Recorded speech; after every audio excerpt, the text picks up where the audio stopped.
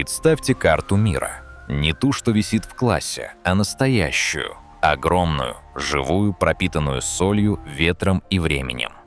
Тысячи точек, острова. Большинство из них живут своей жизнью. Туристы, отели, шум, свет, фотографии, которые исчезают через сутки. Но есть 13 островов, 13 мест, которые словно вычеркнуты, стерты, забыты и, возможно, не случайно. Острова, где время не просто остановилось, оно будто застряло, где прошлое не уходит, а продолжает смотреть из темноты. Это не просто заброшенные клочки суши, это места, где реальность трещит по швам, где одна ночь может изменить все, где люди приходят за ответами, а находят вопросы, от которых просыпаются в холодном поту. 13 островов, 13 историй. От Тихого атолла в Тихом океане до ледяного ада Антарктики, от древних руин до ямы, которая пожирает людей уже 200 лет. Каждый из островов как закрытая дверь, и если прислушаться, с той стороны что-то есть. Сегодня мы откроем все 13, и если в какой-то момент вам покажется, что за спиной стало слишком тихо, не оборачивайтесь. Это не просто забытые острова, это места, куда история спрятала то, что не должно было остаться. Мы привыкли думать, что мир изучен. Спутники, карты, экспедиции. Но по всей планете разбросаны точки, как будто кто-то рассыпал их по карте и ждал, пока их соберут. К концу этого пути вы больше никогда не посмотрите на обычную карту так же, как раньше. Потому что некоторые острова лучше не находить. А теперь давайте начнем с того места, где я впервые почувствовал, что что-то смотрит на меня из темноты.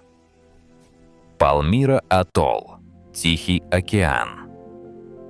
Вы заходите в воду. Она теплая, прозрачная, почти идеальная. Но уже через несколько шагов что-то меняется. Под ногами липкая поверхность. Не песок, не коралл, что-то другое. Пальмы вокруг шелестят, хотя ветра нет. Листья трутся друг о друга, словно шепчутся. И в какой-то момент приходит ощущение – вы здесь не одни, очень не одни. Это атолл Пальмира. Место, которое выглядит как рай и ведет себя как ловушка. Один из самых изолированных и жутких атоллов в мире. Моряки называют его островом проклятых. 2,5 квадратных километра в самом сердце Тихого океана. Официально необитаемый. Но слово «необитаемый» здесь звучит неправильно, потому что история этого места никогда не заканчивается. Первые корабли заметили его в конце 18 века, и почти сразу начались катастрофы. Рифы здесь острые, как бритвы, течения непредсказуемые, сотни кораблекрушений, матросы тонули в считанных метрах от берега. Но странно не это. Люди не задерживаются здесь. Даже когда могут, они уходят или не успевают. 1870 год. Американский экипаж высаживается на берег. Через неделю их находят. Все мертвы. Следы насилия и ни одного объяснения. Кто или что убило их, так и осталось тайной. Проходят десятилетия. 1974 год. Яхта. 2 пары. Через несколько дней исчезновение. Потом находка. Кости в лагуне, обглоданные. Суд нашел виновного, но выжившие говорили о другом. Ощущение наблюдения постоянное, будто сам остров не хотел их отпускать. Наука объясняет, инвазивные виды крабов и крыс, завезенные с кораблей, изменили экосистему. Но есть одна деталь. Почему каждый, кто остается здесь надолго, начинает сходить с ума? Почему корабли продолжают тонуть именно здесь, хотя GPS давно знает все рифы? И почему местные легенды полинезийцев называют этот атолл островом, который пожирает души? И это только начало нашего пути. Впереди еще 12 островов. И если это кажется странным, дальше будет хуже. Потому что следующий остров создали люди и сделали его хуже любого проклятия. Это место, где люди построили ад. Остров Дьявола, французская Гвиана. Представьте себе, жара, не просто высокая температура, а давление, которое не дает дышать. Воздух липнет к коже. Каждое движение – усилие. Манговые деревья переплетаются корнями, словно пытаются удержать вас на месте. Вдали океан, но он не дает надежды. Волны с яростью разбиваются о скалы, как будто сами пытаются сбежать отсюда. Вы стоите на камне и понимаете, бежать некуда. Это остров Дьявола, французская Гвиана. С 1852 года сюда отправляли тысячи политических, преступников и просто тех, кто стал неудобен. Альфред Дрейфус, самый известный заключенный, провел здесь годы, за преступление которого не совершал. Его письма – не документы, это медленное исчезновение человека. Его держали в полной изоляции, на краю скалы. Условия были не просто тяжелыми, они были рассчитаны на медленное уничтожение. Малярия, желтая лихорадка, отсутствие нормальной воды, акулы в океане. Побег почти невозможен. Тех, кто пытался, либо съедали, либо возвращали и казнили. Официальная статистика: из десятков тысяч возвращались единицы, остальные оставались здесь навсегда. Заключенные рассказывали об одном и том же – о призраке в красном. Убитый охранник, он не говорил, не двигался, просто появлялся перед теми, кто собирался бежать, и после этого никто из них не возвращался живым. Свидетельства повторяются десятки раз. Разные люди, разные годы. Один из выживших – Анри Шарьер, автор «Мотылька». Даже он писал: «На острове было что-то, что ломало людей изнутри, не тело, что-то глубже». И вот что по-настоящему выбивается из общей картины.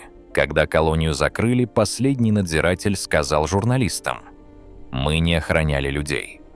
Мы охраняли остров, чтобы он не вышел наружу». Эта фраза звучит как метафора, пока не начинаешь замечать совпадения, похожие ощущения, похожие описания, похожие наблюдения на других островах. Следующий остров уже не про людей. Это место, где сама Земля пытается избавиться от человека. Остров обмана, Антарктика. Холод. Не тот, к которому можно привыкнуть. Он проходит сквозь одежду, сквозь кожу, прямо к костям. Вы стоите внутри огромного кратера. Вода рядом, теплая. Из нее поднимается пар. Красиво, почти спокойно. Это остров обмана, и он действительно обманывает. Свое название он получил из-за обманчивого внешнего вида. Узкий вход скрывает тот факт, что остров на самом деле является кольцом вокруг действующего кратера, один из самых активных вулканов Антарктики. Сюда приходили люди и оставались. 1911 год. Норвежская китобойная база. Потом британская, чилийская. Тысячи людей, заводы, дым, шум, жизнь. До тех пор, пока остров не напомнил о себе. 1967 год. Первое извержение. 1969 год. Второе. Мощные, внезапные. Остров буквально разрывает сам себя. Люди уходят, бросают все. И именно это пугает больше всего. В руинах до сих пор лежат вещи. Письма, обувь, фотографии. Как будто их владельцы вышли на минуту и не вернулись. Базы уничтожены. Люди эвакуированы за часы. Официально геология, тектоника, магма близко к поверхности. Отчеты ученых осторожнее, но даже там есть строки. Остров активен, даже когда кажется, что спит. 2020 год. Когда сюда прилетели ученые, они нашли следы. Свежие, четкие. Следы ботинок на снегу, которые не трогали десятилетиями. Следы вели к кратеру и обрывались, не возвращаясь обратно. Ни тела, ни следов борьбы, ничего, только пустота. И ощущение, что кто-то все-таки дошел до конца. Именно здесь я впервые сделал то, чего не планировал. Я начал сопоставлять координаты и увидел, что это не случайные точки. Но об этом позже, потому что следующий остров ломает логику по-другому. Он не уничтожает людей. Он делает нечто гораздо более странное. Спинолонга, Греция. Маленький остров у берегов Крита, место, куда ссылали прокаженных. Солнце, море, почти открытка, но стоит зайти вглубь острова, и все меняется. Улицы узкие, пустые, каменные стены, выжженные солнцем. Ветер проходит сквозь узкие улочки, несет с собой запах соли, полыни и чего-то еще. Чего-то, что нельзя назвать. Двери заколочены, окна пустые, на стенах выцветшие кресты. Вы проводите рукой по камню и чувствуете странное покалывание. Не от жары, от ощущения, что это место помнит. С 1903 года сюда привозили людей, на остров отправляли прокаженных и оставляли. Не лечить, скрыть, навсегда. Семьи разрывались, имена стирались. Официально ради безопасности, чтобы изолировать болезнь, чтобы защитить остальных. Люди приезжали сюда и понимали, что назад дороги нет. Они оставались здесь на годы, на десятилетия. Они строили дома, создавали улицы, открывали магазины. Была церковь, школа, даже кинотеатр. Они жили, несмотря ни на что. Наука того времени не знала лечения. Лепра считалась приговором. И логично было ожидать, что это место станет адом. Но происходит обратное. Выжившие рассказывали о другом, о странном, спокойствии, о сообществе, о жизни, в которой, как ни парадоксально, было больше свободы, чем на Большой Земле. Мария Кириаки, одна из последних пациенток, в интервью сказала: «Там нас боялись, здесь нет». И это рушит привычную картину, потому что этот остров не ломал людей. Он их принимал. А местные рыбаки до сих пор говорят, что по ночам там слышны голоса. Туристы говорят, что в сумерках слышат шаги, кашель, чье-то присутствие. Наука объясняет все. Бактерии, изоляция. Но вопрос остается. Почему даже после победы над болезнью это место не отпускает? Почему люди, уехавшие отсюда, до конца жизни чувствовали, что остров зовет их обратно? Следующий остров вообще никто не изгонял. Люди ушли сами и больше не вернулись. Правила здесь не одинаковы. И дальше они становятся еще менее понятными. Суакин, Судан. Остров-призрак в Красном море. Когда-то один из важнейших портов региона. 14-19 век. Здесь проходили торговые пути, золото, специи, рабы. Город был живым, переполненным, пульсирующим. Коралловые дома, белые, как выбеленные кости, арки, минареты. Окна без стекол. Суакин строился из коралловых блоков, добытых прямо из Красного моря. А потом 1905 год. Британцы переносят порт в Порт-Судан, в 50 километрах к северу, способный принимать большие суда. И Суакин начинает умирать. Быстро. За одно поколение. К началу 21 века на острове почти не осталось жителей. Люди уходят. Дома пустеют. Агрессивная морская среда начала разрушать деревянные элементы дверей и окон. Город рассыпается. Окна без стекол. Ветер проходит сквозь них, создавая звук, похожий на шепот. Вы идете по улице, и вдруг появляется ощущение, что вы не один. Шаги за спиной, тихие, синхронные. Вы оборачиваетесь — никого, но ощущение не исчезает. Местные называют его городом джиннов. Говорят, что когда-то здесь жил шейх, который заключил сделку не с людьми, с чем-то другим. Согласно преданиям, царь Соломон использовал остров как тюрьму для изгнания демонов. Путешественники XIX века писали: люди исчезали прямо на улицах, без следа. А потом некоторые возвращались спустя годы, без памяти. 2022 год. Группа археологов входит в один из домов. Комната, нетронутая. На столе чай, теплый, как будто кто-то только что вышел и сейчас вернется. Но никто не возвращается, и именно здесь ощущение меняется. Потому что если раньше казалось, что это просто изолированные случаи, то теперь возникает вопрос, а что если эти места не просто похожи, а связаны? Остров Буве, Южная Атлантика. Самое одинокое место на планете. Ни звуков, ни движения. Только ветер, холодный, режущий. Это остров Буве. Самое изолированное место на планете. 2000 километров до ближайшей Земли. Здесь не живут. Никогда не жили. Перед вами черные скалы и океан. Во все стороны 1000 километров. Ни кораблей, ни света, ни людей. И вдруг находка. 1964 год. Британская экспедиция обнаружила современную спасательную шлюпку. Рядом лежали весла, бочка и спасательные жилеты. Без маркировки. Рядом следы лагеря. Люди были, но кто неизвестно. Как они сюда попали? Почему ушли? И главное, куда? Откуда в самом изолированном месте Земли взялась лодка без экипажа? Загадка до сих пор. Ответов нет. Официально загадка. Необъяснимая, но возможная. Но есть и другая версия. Старая. Норвежские моряки говорили, это остров, который не хочет, чтобы его находили. 1979 год. Здесь зафиксировали сигнал СОС. Короткий, искаженный, повторяющийся. На него ответили, но никто не ответил обратно. И вот здесь ощущение одиночества меняется, потому что одиночество – это когда никого нет, а здесь возникает другое чувство. Как будто кто-то есть, просто не там, где вы ожидаете. Нан-Мадол, Микронезия. Представьте себе, лагуна, вода теплая, цвета темного изумруда.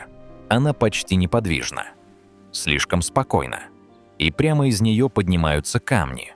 Не просто камни, колонны. Черные, базальтовые, огромные. Некоторые весят десятки тонн. Они уложены друг на друга с точностью, которая не оставляет места случайности, без раствора, без креплений, словно их поставили, и они решили остаться.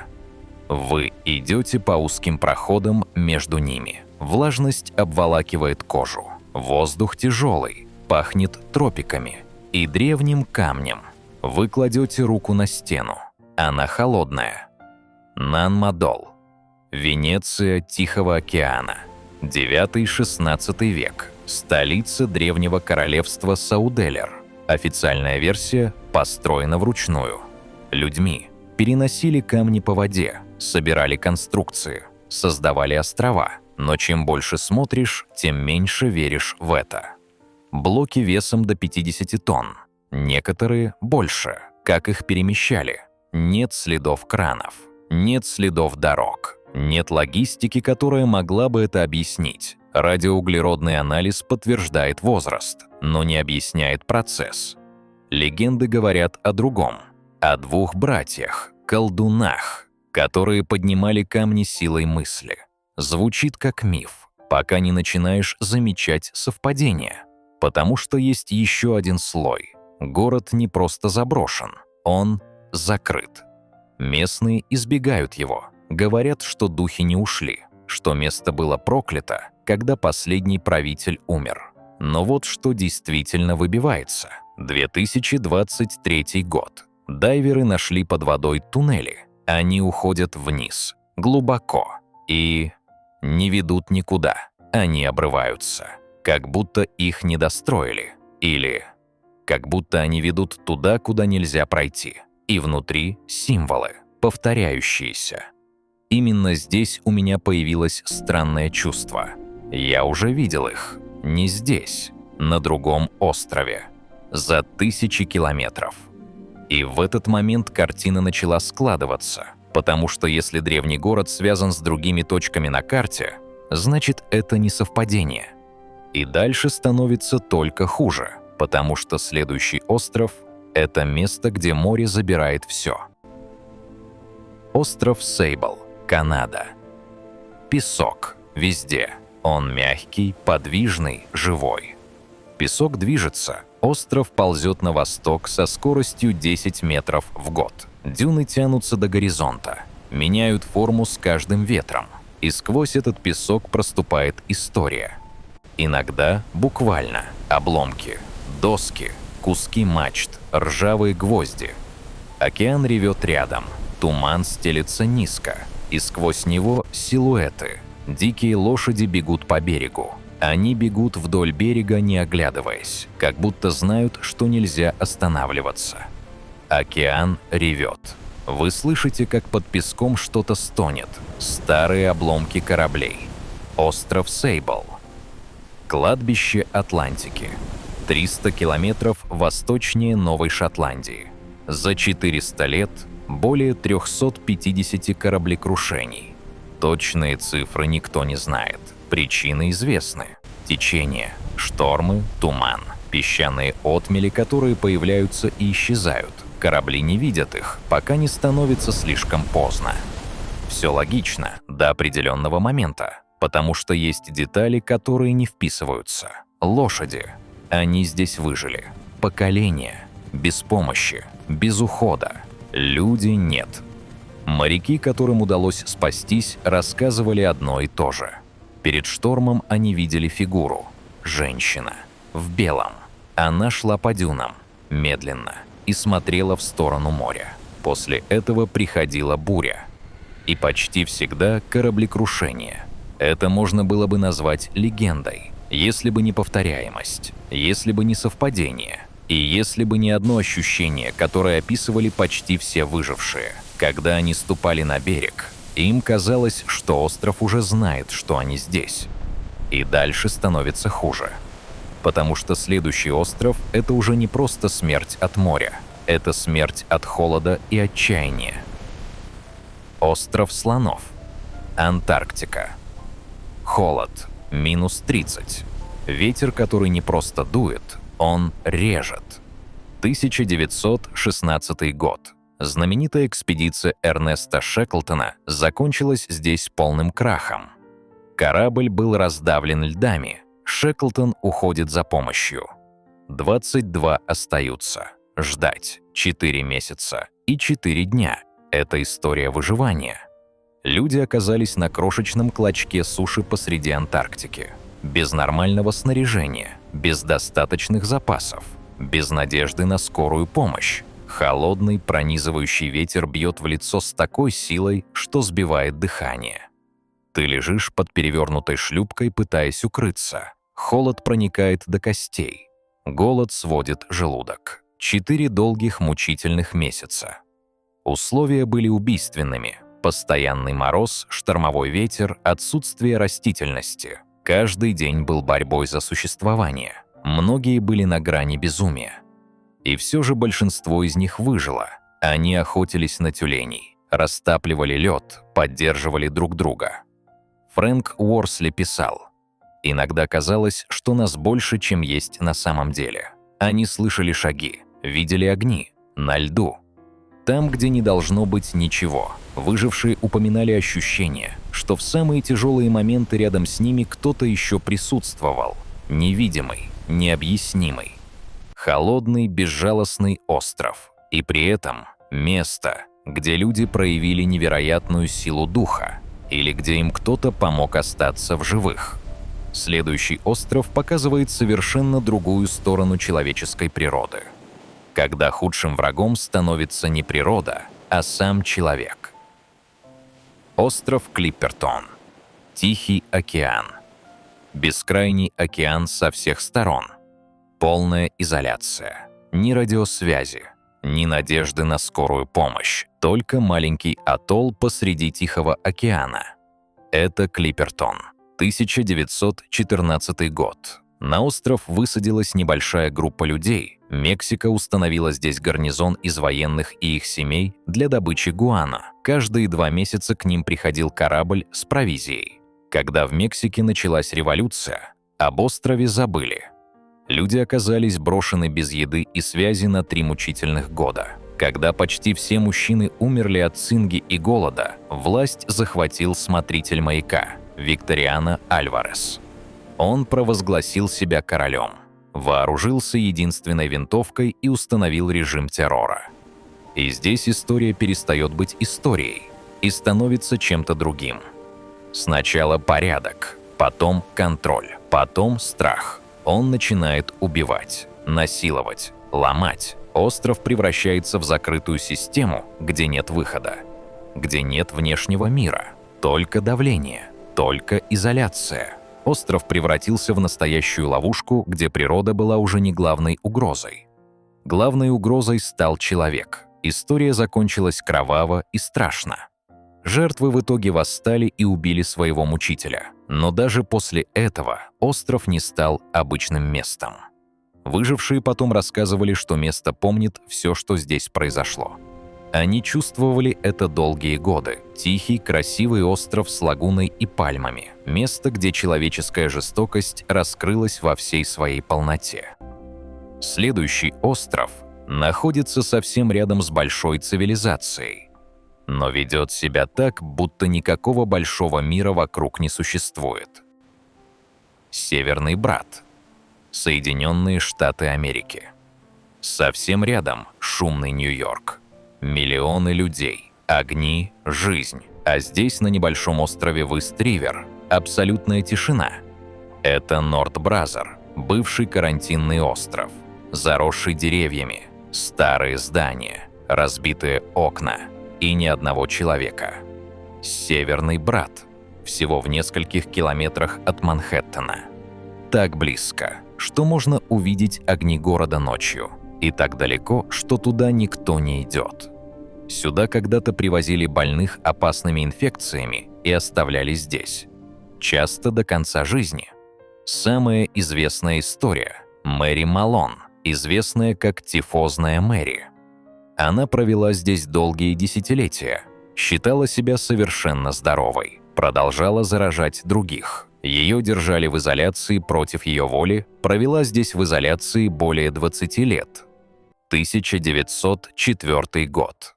У берегов острова загорелся пароход. Погибло более 1000 человек. Это была крупнейшая катастрофа в истории Нью-Йорка до 11 сентября. Тела жертв выносило прямо на пляже Северного брата. Остров официально закрыт до сих пор. Власти говорят, из соображений безопасности. Он стал запретной зоной. Остров просто оставили. Без объяснений, без попыток восстановить. Сегодня остров – это густой лес. Корни деревьев пробивают мраморные полы, а в пустых коридорах гнездятся кваквы. Это редкий пример того, как выглядел бы Нью-Йорк, если бы люди исчезли завтра. Но те, кто оказывался рядом на лодках или во время редких разрешенных посещений, рассказывают об одном и том же. Странные звуки шагов по пустым коридорам, будто история здесь так и не закончилась. Рядом кипящая жизнь мегаполиса, а здесь застывшее время и тяжелое молчание. Следующий остров вообще не меняется. Он будто застрял во времени. И именно это пугает сильнее всего. Остров Росс. Антарктика – лед. Бесконечный, ослепительно-белый лед, который покрывает все вокруг толстым, неподвижным слоем. Ветер режет лицо как нож. Холод проникает сквозь одежду, сквозь кожу, прямо в кости. Но если зайти внутрь старых деревянных хижин, там время остановилось. На полках лежат книги, открытые на той же странице, где их оставили больше 100 лет назад. На столе консервные банки, одежда, личные вещи. Как будто люди просто вышли на минуту, чтобы проверить упряжку собак, и вот-вот должны вернуться. Но они так и не вернулись. Это остров Росс в Антарктиде. Место, где разворачивались одни из самых драматичных и трагических страниц героического века Антарктики. Здесь стояла хижина Шеклтона. Небольшая, тесная, построенная для экспедиции Нимрод. Отсюда он ушел в свой знаменитый поход к Южному полюсу и дошел ближе всех на тот момент. Всего 97 миль не дотянул. Здесь же большая хижина Скотта на мысе Эванс, построенная для экспедиции Терра Нова. Именно отсюда Роберт Фалкон Скотт отправился в свой последний поход к полюсу. Он дошел, но на обратном пути он и его товарищи погибли в нескольких километрах от спасения. Две разные судьбы. Один выжил и стал легендой. Другой погиб, но тоже стал легендой. Один остров. Сегодня эти хижины сохранились почти в первозданном виде. Их бережно консервируют, но внутри они выглядят так, будто экспедиции ушли только вчера. Консервы, спальные мешки, научные приборы, письма, даже бутылки виски, которые нашли спустя десятилетия. Современные исследователи и редкие посетители, которым удается добраться до острова Росс, почти всегда говорят об одном и том же ощущении. Здесь не просто холод и тишина, здесь присутствие. Не агрессивное, не пугающее криками или тенями, просто тяжелое, спокойное наблюдение. Будто кто-то стоит за спиной и молча смотрит, как ты трогаешь вещи, которые не должны были пережить столько лет. Будто прошлое не ушло, оно просто замерзло и ждет. Ледяная нечеловеческая красота Антарктиды. И при этом место, где время застыло, а человеческие трагедии и триумфы остались навсегда запечатанными в деревянных стенах. Следующий, последний остров объединяет в себе все – тайны, проклятия и то, что человек так и не смог победить за 200 лет. Остров Дубовый, Канада. Тихий лес. Мягкая влажная земля пружинит под ногами. В воздухе запах хвои и мокрой коры. Ты стоишь у старой широкой ямы. Она уходит вниз на десятки метров. Слишком глубоко, слишком давно. Стены осыпаются, а на дне постоянно стоит вода. Это Оук-Айленд, остров Дубовый. Канада – место, которое уже более 200 лет сводит с ума кладоискателей, инженеров и просто любопытных. 1795 год. Все началось, когда трое подростков нашли странное углубление под большим дубом. Они начали копать. На глубине 3 метров деревянная платформа. На 9 еще одна. На 27 снова платформа из дубовых бревен. А потом яма стала заполняться водой. Быстро, жестоко. Словно остров сам не хотел, чтобы кто-то спустился глубже. С тех пор здесь побывали десятки экспедиций. Люди вкладывали миллионы долларов, привозили новейшую технику, бурили скважины, строили дамбы, и каждый раз что-то шло не так. Находили странные вещи, кусочки пергамента с непонятными символами, обрывки старинных карт, даже следы кокосовых волокон, которых в этой части Канады отродясь не было. Но настоящих сокровищ так никто и не достал. Говорят о проклятии. 7 человек должны умереть, прежде чем тайна будет раскрыта. И смерти действительно были. Люди тонули в затопленных туннелях, погибали от обвалов, умирали при странных обстоятельствах. Счет уже давно перевалил за 7. Днем остров выглядит мирно. Густой лес, птицы, спокойная бухта. Но стоит остаться здесь после заката, и ощущение меняется. Тишина становится тяжелой. Иногда в глубине леса слышат приглушенные удары, будто кто-то продолжает копать. Иногда тихий шепот, словно старые дубы обсуждают, кого в этот раз не отпустят. Наука и скептики говорят: естественные карстовые пустоты, приливные воды, ничего сверхъестественного. Но тогда почему за 230 лет никто так и не смог довести дело до конца? Почему каждый, кто подходил слишком близко к разгадке, в итоге уходил ни с чем или вообще не уходил? Это место не просто прячет сокровища, оно будто играет с людьми, заманивает обещанием богатства, а потом медленно, методично ломает и оставляет после себя только вопросы и пустые ямы. 13 островов, 13 историй, разные континенты, разные эпохи. Совершенно разные по климату, истории и внешнему виду. Но между ними есть одно общее, глубокое и тревожное. Они не просто опасны для человека, они не принимают людей. Где-то это проявляется через жестокую природу, где-то через тяжелые страницы человеческой истории, где-то через что-то совсем иное, чему пока нет названия. Мы привыкли строить, исследовать, покорять и менять мир под себя. Но в этих 13 местах это правило почему-то перестает работать. Мы в итоге всегда уходим. А они остаются. Стоят, смотрят, ждут и, возможно, запоминают каждого, кто к ним прикасался. Если тебе кажется, что все это просто старые страшные истории, вспомни одну простую вещь. Каждое из этих мест существует. Прямо сейчас. Они реальны. И если ты когда-нибудь окажешься на одном из них, обрати особое внимание на тишину. Иногда именно она рассказывает намного больше, чем любой громкий звук. Если история тебя зацепила и пробрала, ставь лайк, подписывайся на канал и напиши в комментариях, какой из этих 13 островов показался тебе самым страшным и почему. На каком ты бы никогда не остался даже за большие деньги. Спасибо, что прошли этот путь вместе со мной до самого конца.